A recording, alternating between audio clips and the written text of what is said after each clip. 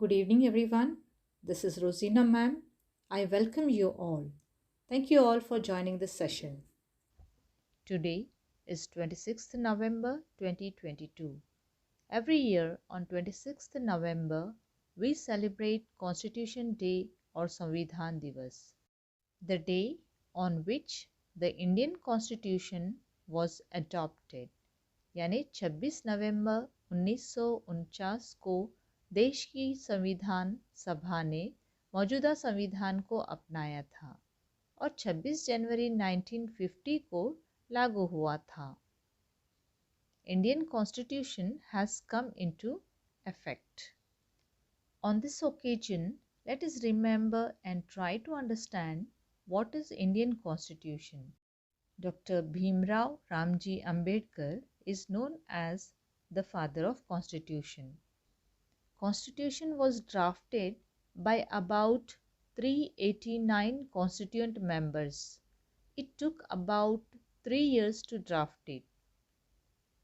Dr. B.R. Ambedkar was the chairman of drafting committee.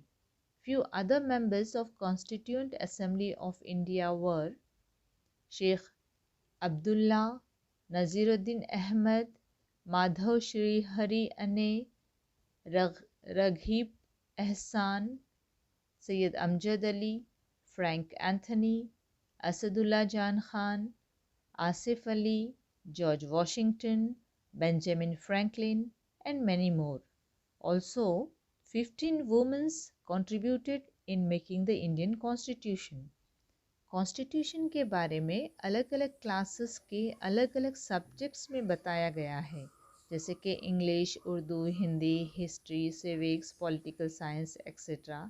कई subjects में ये topic दिया हुआ है.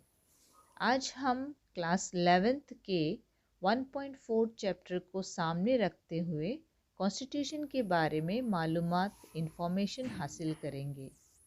क्लास 11th के प्रो सेक्शन में 1.4 है पिलर्स ऑफ डेमोक्रेसी. इस एस्से में डॉक्टर बाबा साहेब अम्बेडकर जी ने कॉन्स्टिट्यूशन के वैल्यूज़ लिबर्टी, इक्वालिटी और फ्रेटर्निटी को बहुत अच्छे से बताया है. आइए आज हम सब इस एस्से को वर्ड टू वर्ड एक्सप्लेनेशन के साथ समझते हैं. Write your queries questions in the comment box below. I am here to give response to all your comments. Please introduce yourself too. तो लास्ट तक हमारे साथ जुड़े रहिए, बहुत ही इम्पोर्टेंट टॉपिक है ये.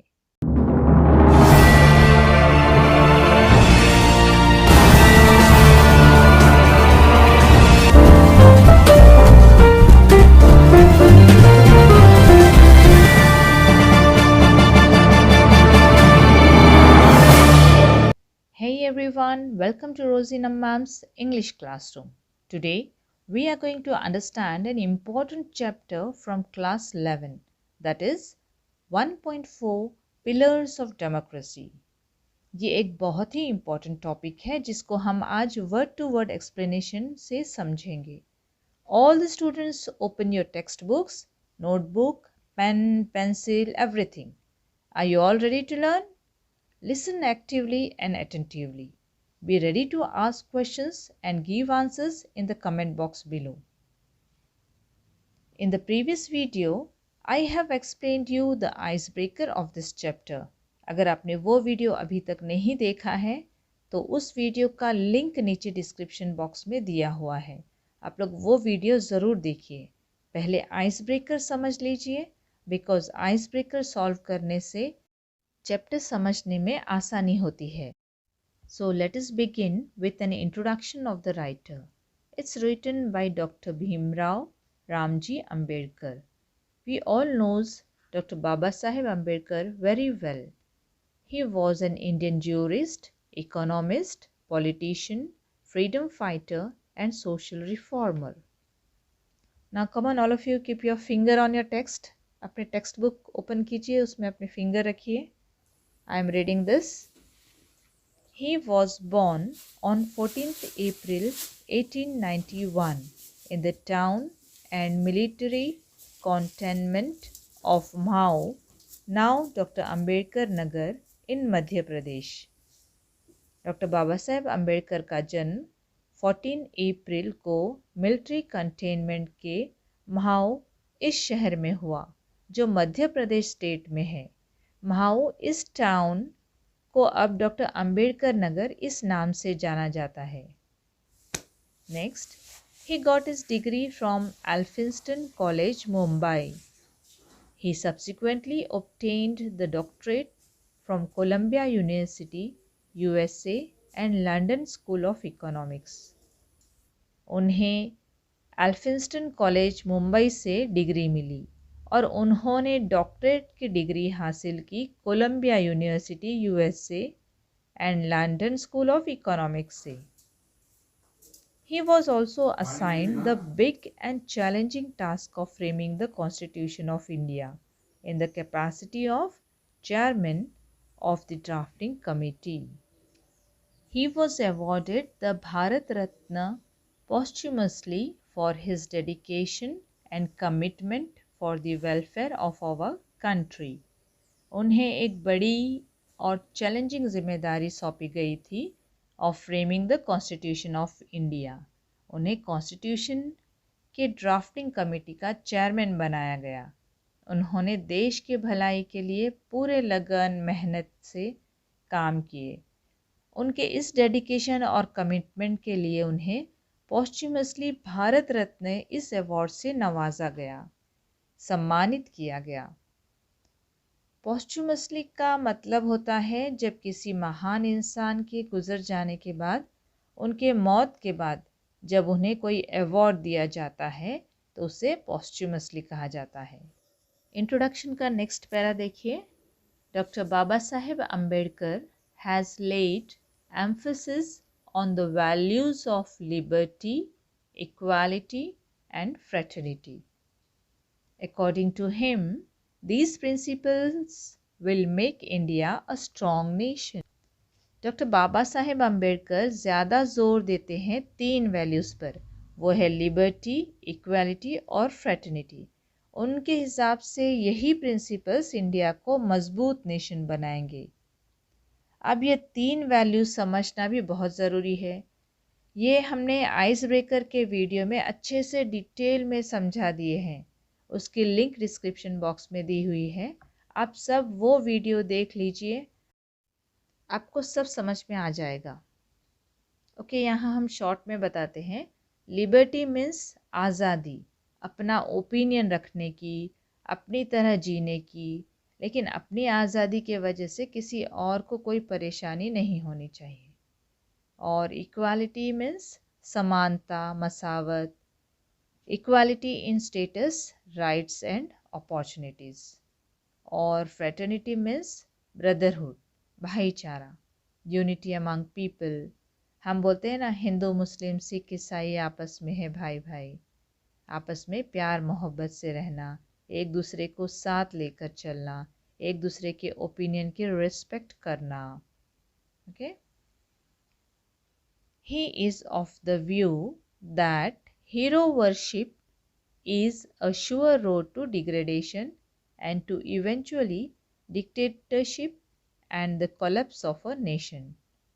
उनके ख़याल से हीरो वर्शिप यह रास्ता है गिरावट और तानाशाही का और नेशन के बर्बादी का। हीरो वर्शिप यानी किसी एक इंसान को बहुत ज़्यादा इम्पोर्टेंस देना और उसकी पूजा करना। तो देखते हैं यह सब डिटेल में इस लेसन में डॉक्टर बाबा साहेब अम्बेडकर साहब क्या कहते हैं। डियर लर्नर्स, चैप्टर स्टार्ट करने से पहले आपको कुछ वर्ड्स के मीनिंग्स समझना बहुत ज़रूरी है। वो है, what is the meaning of constitution, liberty, equality and fraternity. So let's see what is constitution. सबसे पहले समझते हैं कि कॉन्स्टिट्यूशन क्या है। It is the supreme law of nation. What is constitution? It is the supreme law of nation. A constitution is a set of fundamental rules that determine how a country or state is run.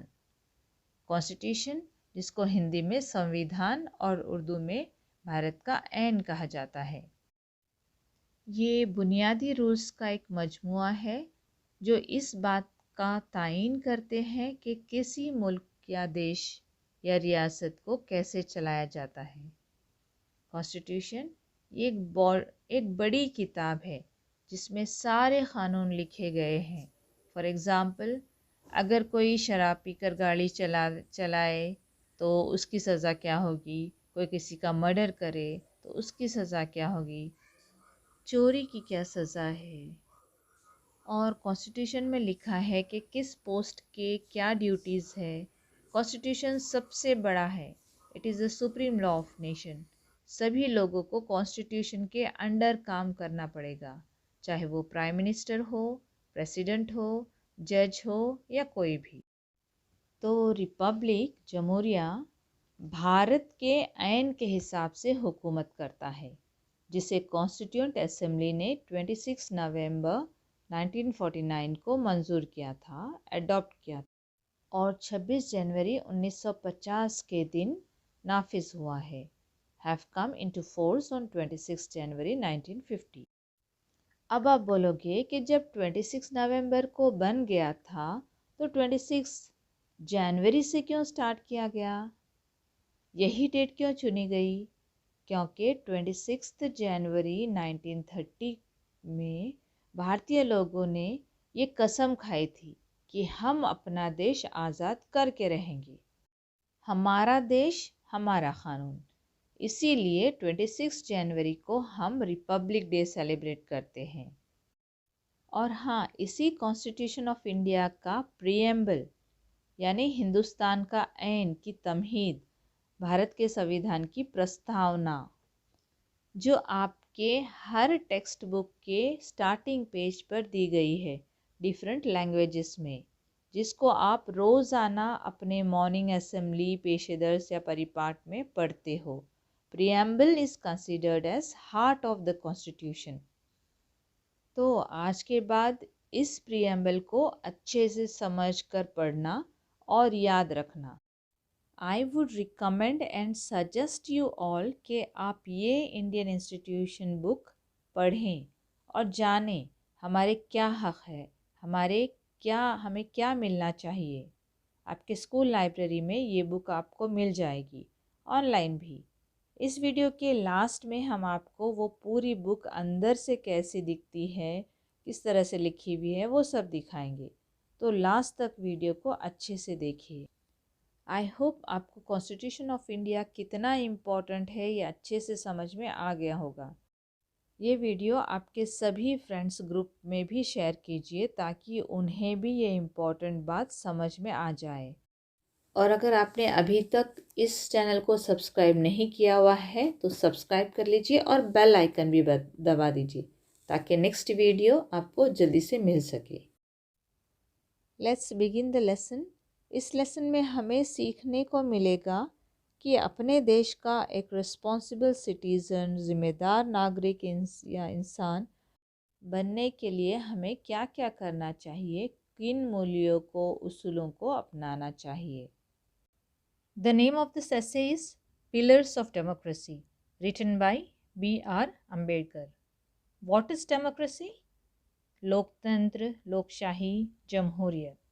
Democracy means government of the people, by the people and for the people. जैसे अपना देश democratic country है, हम लोग हर 5 साल के बाद election करते हैं, वोट डालने जाते हैं और हमारे द्वारा चुनी गई सरकार ही हुकूमत करती है, शासन करती है। लोग डिसाइड करते हैं कि कौन सी सरकार बनेगी, तो जहाँ पर लोग अपनी सरकार को चुनते हैं उसे कहते हैं डेमोक्रेसी। 18 साल की उम्र हो जाने के बाद ही किसी को वोट डालने का अधिकार या हक दिया जाता है। Now pillars means what? Pillars यानी स्तंभ, सतून, जिनके ऊपर इमारत बनी हुई होती है। जैसे आपके घर के चारों तरफ पिलर्स बने हुए होंगे जिनके ऊपर पूरी बिल्डिंग खड़ी हुई होती है। अगर यह खंबे मजबूत नहीं होंगे तो बिल्डिंग गिर जाएगी।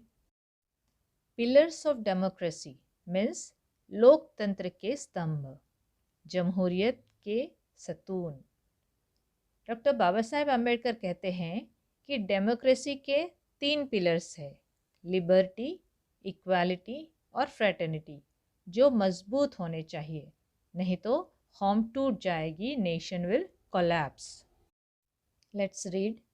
If we wish to maintain democracy not merely in form but also in fact, what must we do?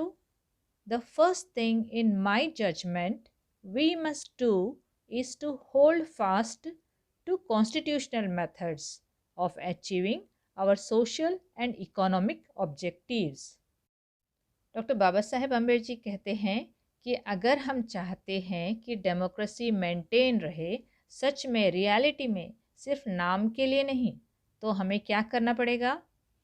Form means name और फैक्ट मीन्स रियलिटी।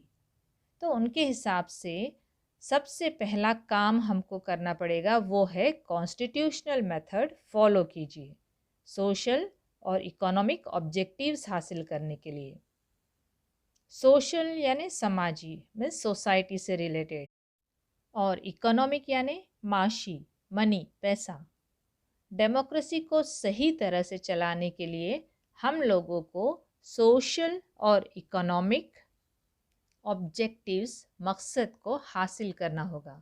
मतलब हर इंसान सोशली समान, इक्वल होना चाहिए। ज़ात पात, गोरा काला, यह भेदभाव नहीं होना चाहिए। अमीर और गरीब का ज़्यादा फासला नहीं होना चाहिए, क्योंकि अगर अमीरी और गरीबी का ज़्यादा फासला हो गया तो समाज में बैलेंस नहीं बनेगा। मतलब कॉन्स्टिट्यूशन में ये सब लिखा हुआ है कि सोशल इकोनॉमिक प्रॉब्लम को हम कैसे दूर कर सकते हैं, सोसाइटी में इक्वालिटी होनी चाहिए, etcetera. When there was no way left for constitutional method for achieving economic and social objectives, there was a great deal of justification for unconstitutional methods. But where constitutional methods are open, there can be no justification for these unconstitutional methods.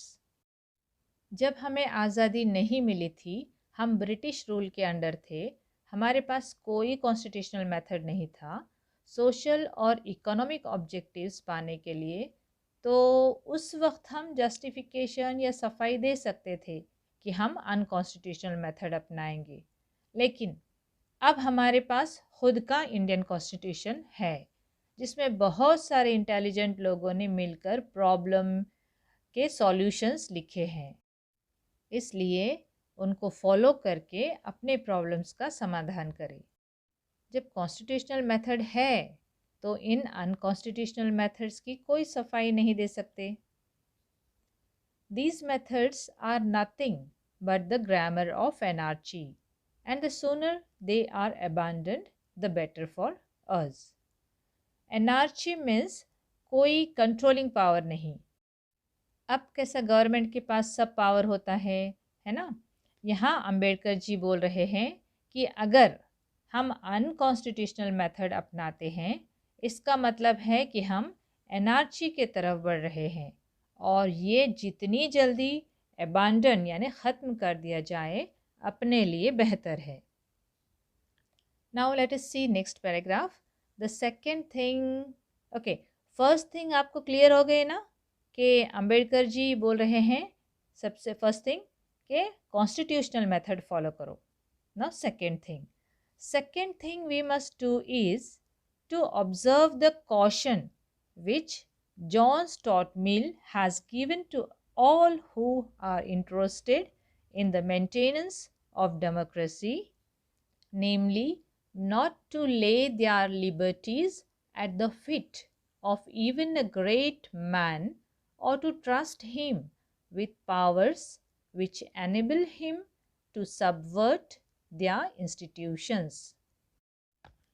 और दूसरी बात जो हमें करनी चाहिए वो है to observe the caution, इस संविधान का पालन करना, इस एहतियात का मुशाहिदा करना जो जॉन स्टुअर्ट मिल ने उन तमाम लोगों को दी है जो डेमोक्रेसी बनाए रखने में दिलचस्पी रखते हैं।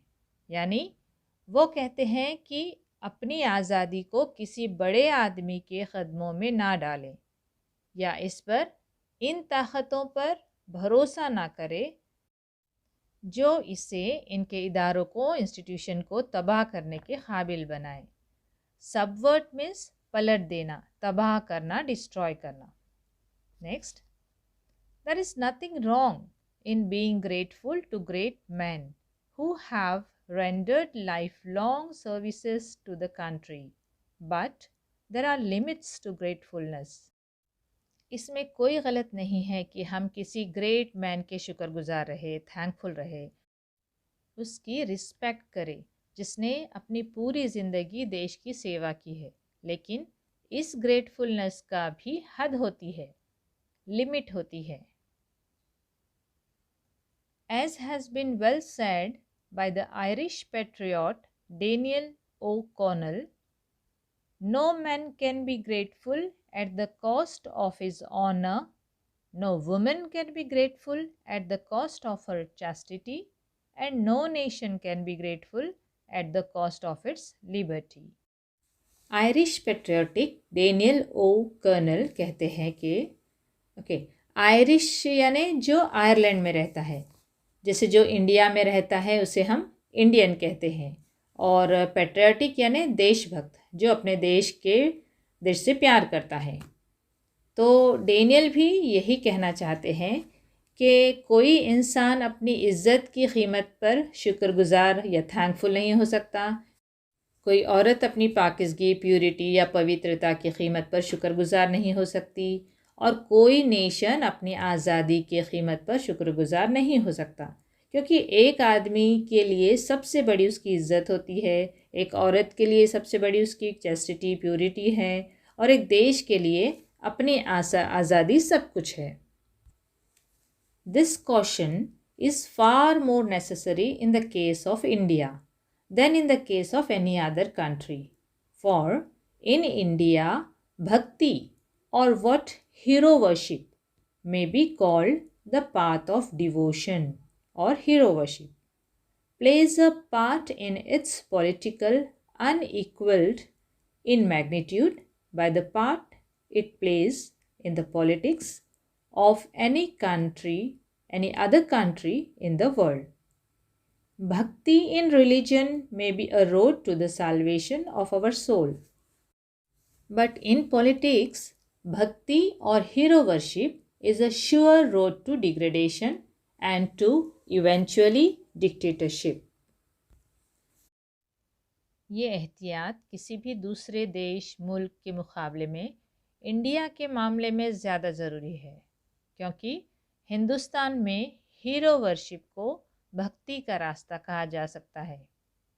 हीरो वर्शिप यानी कि इंडिया में ये बहुत ज़्यादा फेमस है कि कोई आदमी जब बहुत अच्छे काम करता है तो एकदम से लोग उसको उसके डिवोटी या अंधभक्त या अक़ीदत करने वाले बन जाते हैं, उस पर बहुत ज़्यादा भरोसा करने लगते हैं, उसके ऊपर अपना सब कुछ न्यौछावर करने को तैयार हो जाते हैं, उसकी पूजा करते हैं।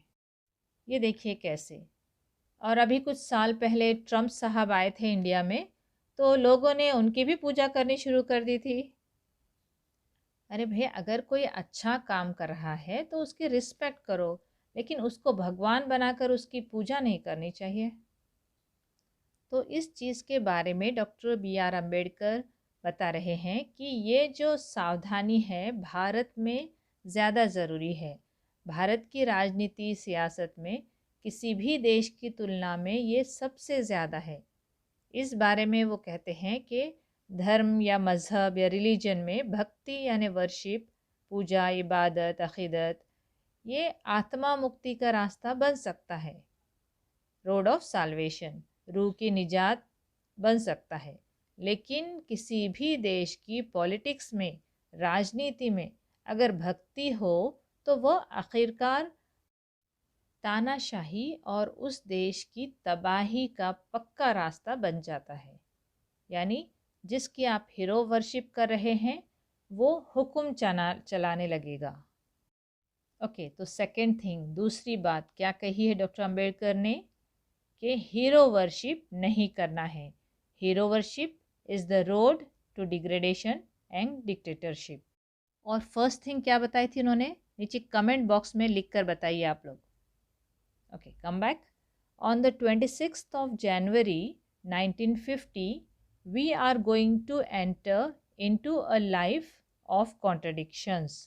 In politics we will have equality, and in social and economic life we will have inequality. 26 जनवरी 1915 को इंडियन कॉन्स्टिट्यूशन लागू हुआ था। इस दिन हम क्या मनाते हैं, रिपब्लिक डे मनाते हैं।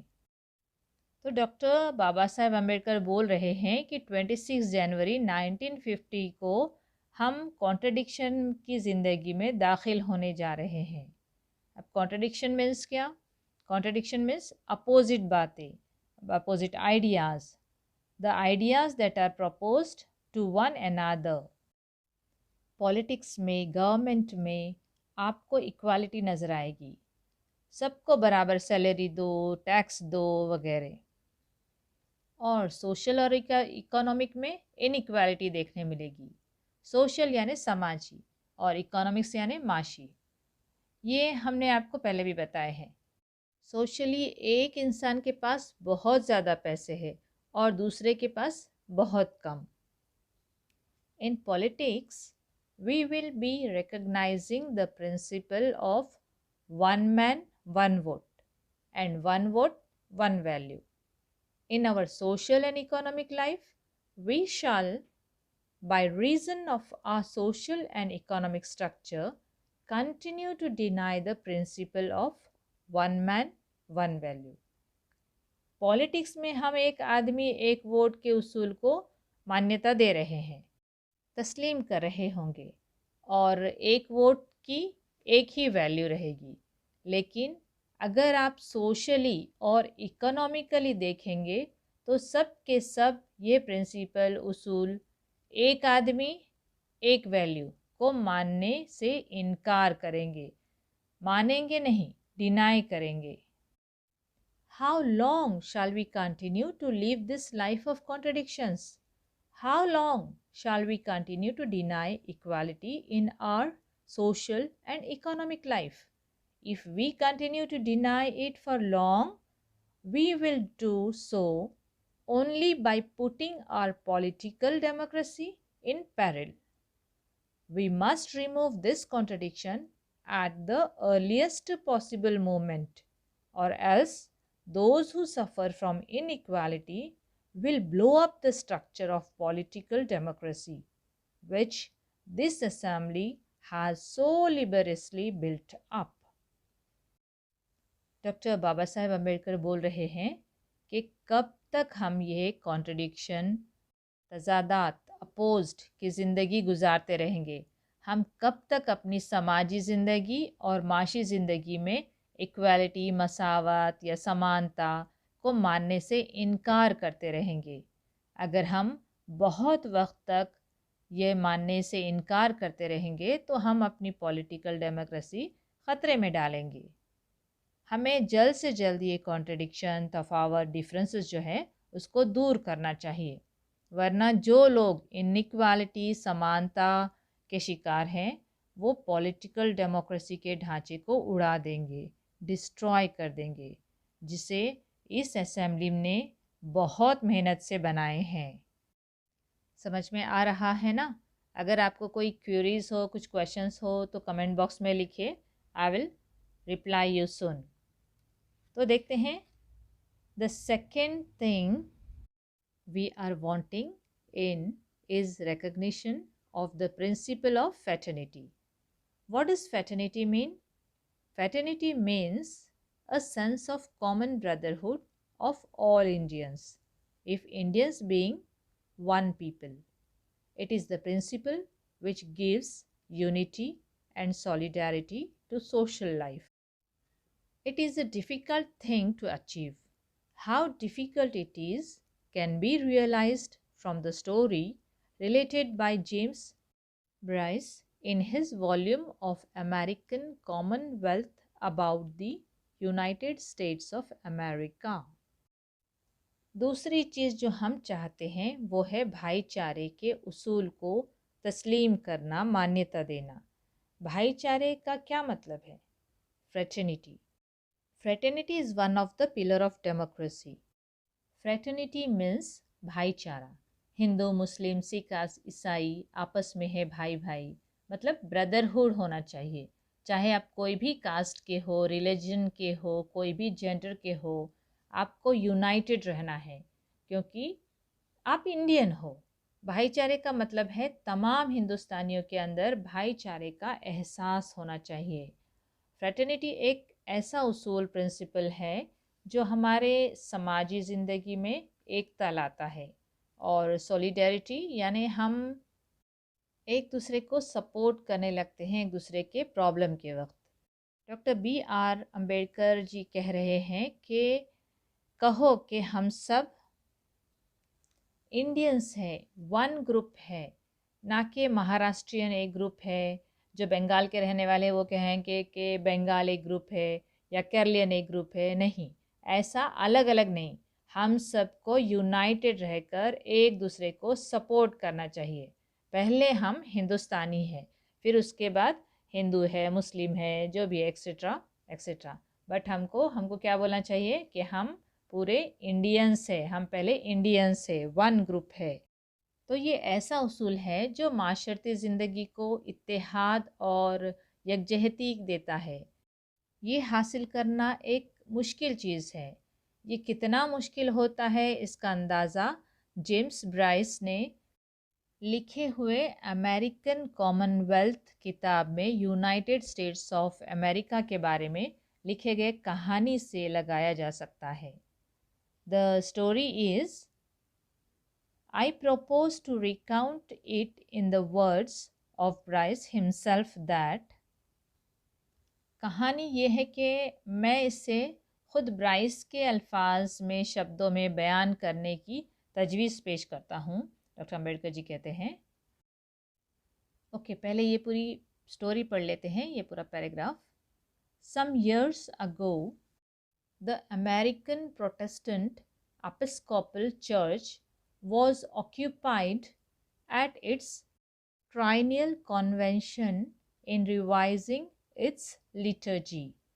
It was thought desirable to introduce among the short sentence prayers a prayer for the whole people, and an eminent New England divine proposed the words, O Lord, bless our nation.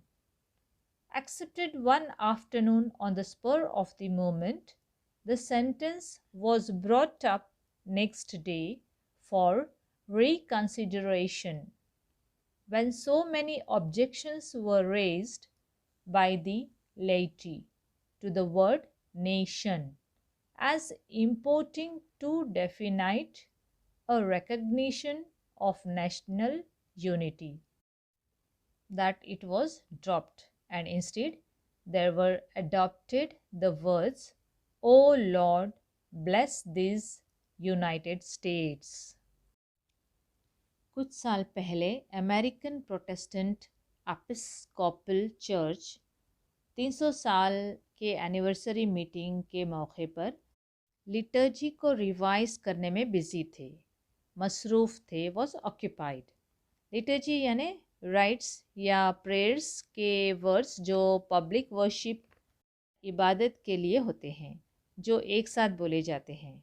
तो उसका revision करने के लिए ये meeting हो रही थी, और उस वक्त ये सोचा गया कि ये सही रहेगा, मुनासिब रहेगा कि कुछ छोटे छोटे सेंटेंस इंट्रोड्यूस किए जाए जो देश के सभी लोगों के लिए प्रेयर्स दुआ हो। और एमिनेंट न्यू इंग्लिश डिवाइन ने ये अल्फाज तजवीज़ किए, ये वर्ड्स प्रपोज किए कि O Lord bless our nation, या रब हमारे कौम पर रहम फरमा, हे प्रभु हमारे देश का भला करो। तो उस वक्त जोश जोश में, on the spur of the moment, इस प्रेयर को एक्सेप्ट कर लिया गया। इस सेंटेंस को अगले दिन दोबारा गौर करने के लिए लाया गया जब आम लोगों के तरफ से बहुत से एतराज़ या ऑब्जेक्शन उठाए गए नेशन इस वर्ड को लेकर। तो जो लेटी थे, मेंबर ऑफ रिलीजियस कम्युनिटी थे, तो उनका नेशन वर्ड को लेकर ऑब्जेक्शन था। उन्हें लगता था कि ये बहुत ज़्यादा यकीनी कौमी एकता की पहचान है। फिर इस वर्ड नेशन को निकाल दिया गया और इसके बजाय ये वर्ड्स अपनाए गए थे कि O Lord bless these United States, अरब इन रियासतों का या राज्यों का भला करो। सब अच्छे से समझ में आ रहा है ना? तो देखो वहाँ पे नीचे थम्स अप है, लाइक बटन है, तो उस पर क्लिक कर दो। आगे देखते हैं। There was so little solidarity in the USA at the time when this incident occurred that the people of America did not think that they were a nation. अब जो स्टोरी है उसको डॉक्टर अम्बेडकर जी और अच्छे से समझा रहे हैं कि जिस वक्त ये वाक़या इंसिडेंट पेश आया, इस वक्त अमेरिका में इतनी कम यकजहती या एकजुटता या यूनिटी सॉलिडारिटी थी कि अमेरिका के लोग ये नहीं सोचते थे कि वो एक कौम है, एक नेशन है, एक राज्य है। अगर अमेरिका के लोग ये महसूस नहीं कर सकते कि वो एक कौम है, तो ये कितना मुश्किल है हिंदुस्तानियों के लिए कि ये सोचना कि हम एक कौम है। हमारे कंट्री में तो बहुत से कास्ट है, अलग अलग धर्म के लोग हैं, अलग अलग स्टेट्स से, बहुत सारे स्टेट्स हैं। I remember the days when politically minded Indians resented the expression the people of India. They preferred the expression the Indian nation. Doctor Baba Saheb Ambedkar कहते हैं कि मुझे वो दिन याद है जब पॉलिटिकल सोच रखने वाले हिंदुस्तानियों ने the people of India, Hindustan के लोग के इजहार या ये एक्सप्रेशन से नाराज़गी जाहिर की थी। वो लोग बोल रहे थे कि यहाँ द इंडियन नेशन, हिंदुस्तान की कौम ऐसा होना चाहिए, इस बात को तरजीह दी थी। I am of opinion that in believing that we are a nation, we are cherishing a great delusion. How can people divide into several thousands of castes be a nation? वो कहते हैं कि मेरी राय है कि हम एक कौम होने का यकीन करते हुए एक बहुत बड़ा फ़रेब पाल रहे हैं, बस एक खुशफहमी में मुब्तला है। The sooner we realize that we are not as yet a nation in the social and psychological sense of the word, the better for us, for then only we shall realize the necessity of becoming a nation and seriously think of ways and means of realizing the goal.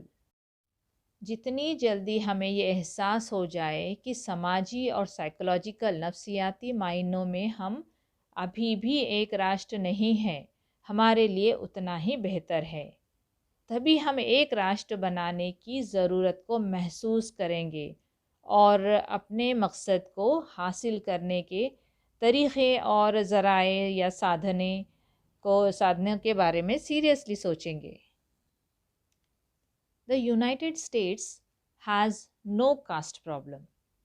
In India, there are castes. The castes are anti-national. In the first place, because they bring about suppression in social life. They are anti-national also because they generate jealousy and antipathy between caste and creed. इस मकसद को हासिल करना बहुत ही मुश्किल होने जा रहा है, इससे कहीं ज़्यादा मुश्किल जो कि यूनाइटेड स्टेट ऑफ अमेरिका में रहा है। अमेरिका को ज़ात पात का कोई मसला नहीं है, इंडिया में बहुत कास्ट है, ज़ातियाँ मुल्क के दुश्मन हैं, कास्ट एंटी नेशनल है। पहली जगह इसलिए क्योंकि वो समाजी ज़िंदगी में सेपरेशन लाते हैं। कास्ट आपस में लोगों को डिवाइड करती है। और दूसरी बात ये है कि कास्ट एंटी नेशनल है क्योंकि कास्ट लोगों के बीच में जेलसी, जलन पैदा करती है। But we must overcome all these difficulties if we wish to become a nation in reality. For fraternity can be a fact only when there is a nation. Without fraternity, equality and liberty will be no deeper than coats of paint. Doctor Ambedkar कहते हैं कि लेकिन अगर हम हकीकत में सच में एक राष्ट्र बनाना चाहते हैं तो हमें इन तमाम मुश्किलात पर काबू पाना होगा। भाईचारे की हकीकत उस वक्त हो सकती है जब एक कौम, एक राष्ट्र, एक नेशन हो। भाईचारे के बग़ैर, फ्रेटर्निटी के बग़ैर, इक्वालिटी एंड लिबर्टी पैंट के कोट से ज़्यादा गहरा नहीं होगा, बस ऊपरी तौर पर रहेगा। तो ये सब बातें डॉक्टर अंबेडकर ने हमें इस लेसन के द्वारा समझाए हैं। I hope you all have understood all this things. Constitution को और अच्छे से समझने के लिए आप अपने लाइब्रेरी में से कॉन्स्टिट्यूशन की जो बुक है वो ज़रूर पढ़िए। और संविधान पे फ़िल्म भी बनी हुई है, वो फ़िल्म भी आप देखकर समझ सकते हैं। ये वीडियो और एक बार फिर से सुनिए, टेक्स्ट बुक को बार बार रीड कीजिए, फिंगर रख के रीड कीजिए और देखिए उसमें नए नए वर्ड्स कौन कौन से हैं। यहाँ पे हमने वर्ड्स के मीनिंग्स भी दिए हुए हैं, टेक्स्ट बुक में भी दिए हुए हैं, तो वो अच्छे से बार बार रीड कीजिए। Your today's homework is, in the comment box below, write down the meaning of constitution, liberty, equality और fraternity. आपको इसके बारे में क्या क्या समझा वो आप कमेंट बॉक्स में नीचे ज़रूर लिखिए। इसके बाद नेक्स्ट है ब्रेनस्टॉर्मिंग। नेक्स्ट वीडियो में हम आपको ब्रेनस्टॉर्मिंग पूरा अच्छे से समझाएंगे। Till then keep learning and take care.